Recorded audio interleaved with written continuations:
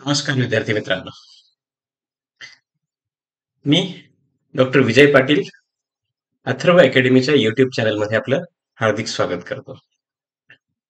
विद्यार्थी मित्रांनो, बीएमएसच्या विद्यार्थ्यांसाठी काय करता येईल ते करण्याचे माझे प्रयत्न या युट्यूबच्या माध्यमातून सुरू आहेत. तर आपण या आमच्या अथर्व अकॅडमी युट्यूब चॅनलला सबस्क्राईब करा. त्यासोबत आपले मित्र जे असतील त्यांनाही सबस्क्राईब करायला भाग पाडा, कारण त्यांना त्यापासून खूप काही माहिती मिळणार आहे. त्याच्यावर बरेच वेगवेगळे व्हिडिओज आहेत वेगवेगळ्या सब्जेक्ट्सवर, आणि विद्यार्थ्यांच्या शंकांचं समाधान सुद्धा यावर आपण करत असतो. जसं आता कालच एक शंका विद्यार्थ्याची आलेली होती की अगततंत्रमध्ये काही इंग्लिश टॉपिक मराठीमध्ये एक्झाम मध्ये लिहिले तर चालतात का? अगदी चालतात, बिलकुल चालतात. त्याला खाली उत्तर दिलंय मी, हो. कारण तुम्ही ते कोणत्या लँग्वेज मध्ये लिहित आहेत त्याला महत्व नाही, तर तुम्ही ते बरोबर लिहित आहेत की नाही त्याला महत्व आहे.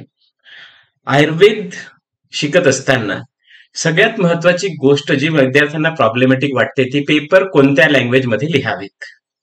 तर आपल्याला जी लँग्वेज इझी वाटेल, जे टॉपिक आपल्याला ज्या लँग्वेज मध्ये इझिली एक्सप्लेन करता येतील, इझी समजतील आणि ते व्यवस्थित पेपरमध्ये मांडता येतील, त्या लँग्वेज मध्ये तुम्ही पेपर लिहू शकतात. मग इंग्लिश मधले टॉपिक मराठीतनं पण लिहू शकतात किंवा मराठीचे टॉपिक तुम्ही इंग्लिश मधनं पण लिहू शकतात.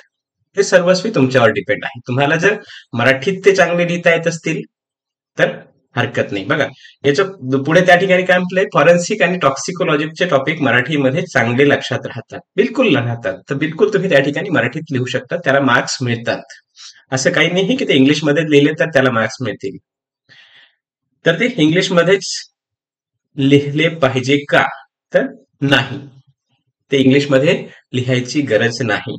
बरं, काल रात्री साधारण 10:10 हा क्वेश्चन आलेला होता आणि त्याच्यावर मी लगेच तात्काळ त्या विद्यार्थ्याला 10:25 जेव्हा मी ते पाहिलं ते लगेच त्या ठिकाणी त्याच्यावर उत्तर दिलं. पण मला असं वाटलं की हा बऱ्याच विद्यार्थ्यांच्या मनातला हा खूप मोठा प्रश्न आहे की ज्या ठिकाणी अभ्यास करताना मी मराठीतनं करू की इंग्लिश मधनं करू की हिंदी मधनं करू. जर तुम्हाला हिंदी मधनं चांगलं समजत असेल तर तुम्ही निश्चित हिंदी मधनं करा.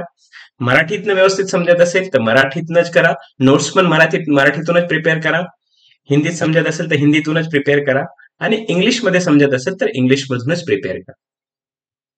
तर अशा येणाऱ्या अनेक व्हिडिओ जे आहेत, अनेक शंकांचं समाधान आपण यावर करणार आहोत आणि त्यासोबत बाकी काही पॉइंट्स ते पण आपण एक्सप्लेन करत राहणार आहोत.